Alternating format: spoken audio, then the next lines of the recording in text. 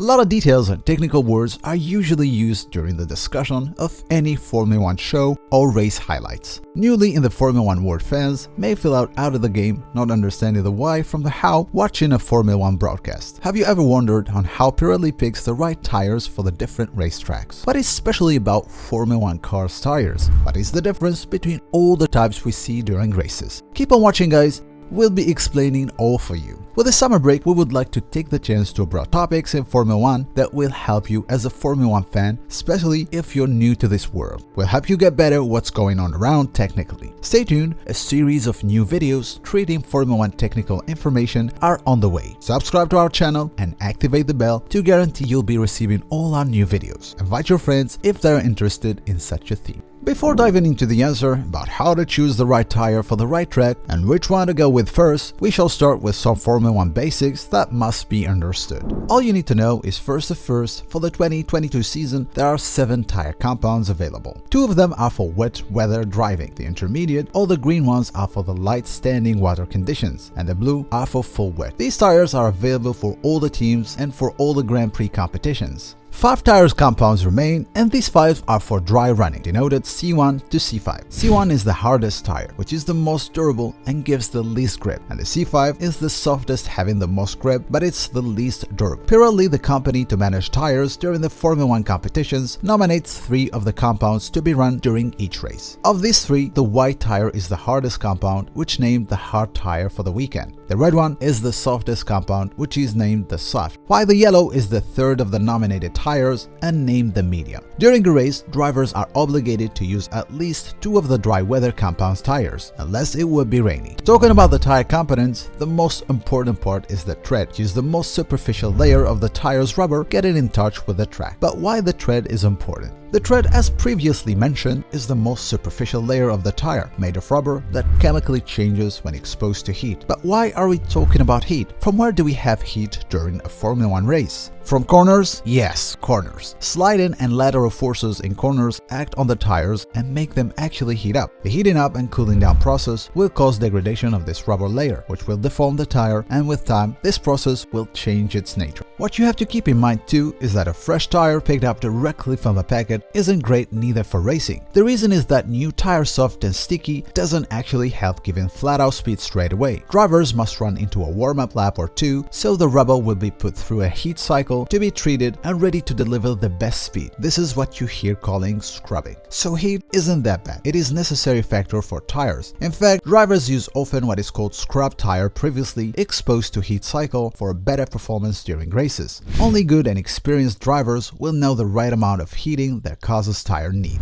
Now talking about the surface of the track and how does this affect the tires and the performance in a direct way. Being the contact surface with the tread, it is important for teams to analyze the track and their surface before each race. Analyzing them will help the team's technical staff understand where exactly to act and how. So one of the most known phenomena related to tires that influences the car's performance you as Formula 1 fan must know is graining. Graining is directly related to the heat. But how? Well, through high cornering loads, the abrasion causes rubber deformation, which will cause a little fragments ripped off. These fragments, because of the heat, will stick again to the thread surface, giving grainy texture. The contact of this stressful thread with the surface of the track will not be regular and will influence the car's performance. Other thrown fragments of rubber will remain on track and will be called then marbles. These parts may influence the race if there are a lot of on. Moving to the main question of today's video, how tires are chosen during a race competition. How does Pirelli manage to choose tires for races? But before continuing, if you're enjoying this video so far, drop a like and consider subscribing to our channel if you find our channel content informative. Quickly talking about the current tire company, Pirelli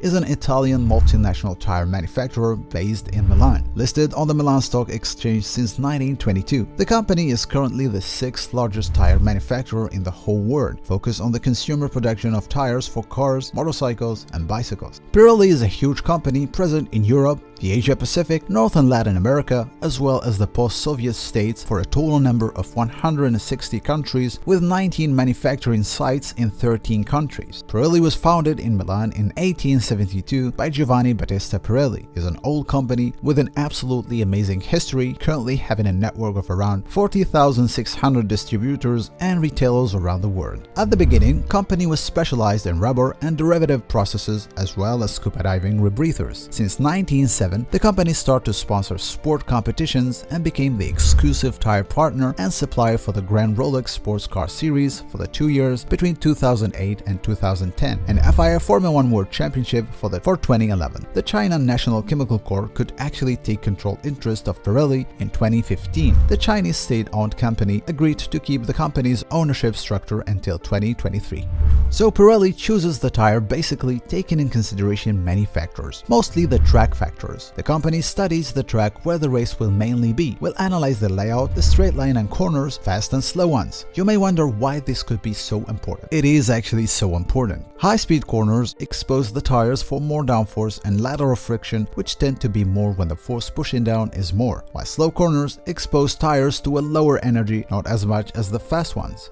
When we talk about forces and energy, if you have been focused at the beginning of the video, you must understand that is related to the amount of heat the tires will be generating. And as previously mentioned, the heat isn't that bad. Considering this, the choice will be made this way. Straights go with soft because straight gives the chance to the tires to cool down, while tracks with less straights will go with the hard tires because drivers have more time on corners and tires will be exposed to more forces and energy. So tracks with many corners will need harder tires with high operating range to handle the high tire temperature. The second factor related to the track and having a huge influence on the tire's choice is the surface of track. The track surface is mainly made of asphalt. In the composition, there are small stones that have a big importance to determine the harshness of the track's surface. All tracks are smoother than the newly one in service. Actually, the composition of the track isn't the only thing to influence the surface. The temperature is a big factor too. During races with a high temperature on newly made tracks, the surface is kind of soapy because of the oily aspect of the asphalt. This is also an important factor to be considered. If we're talking about the temperature, that means the climate and weather should be previously studied to know what tire to use for what part of the track, whether it would be rainy or sunny that day. Some tracks are also known for special characteristics, as it's the case for Baku in the Azerbaijan Grand Prix, where the track is known to be a straight track. Silverstone is a track known for its rainy weather with high-speed corners. So soft tires will be a good choice to go with. For example, during the last race before the summer break, Pirelli explained how they have chosen the tires for the Hungarian Grand Prix. So as we previously discussed, the track surface and the climate of the Hungaroring circuit are known for being extremely hot and dry. The last year track temperatures during free practice session was approximately 60 degrees. However, the weather was rainy for the 2 seasons before in Budapest. The Hungaroring surface has smooth asphalt, bumpy in some places. So Pirelli have chosen for this year's Hungarian Grand Prix tires in the middle of the range, C2 as the P0 white hard,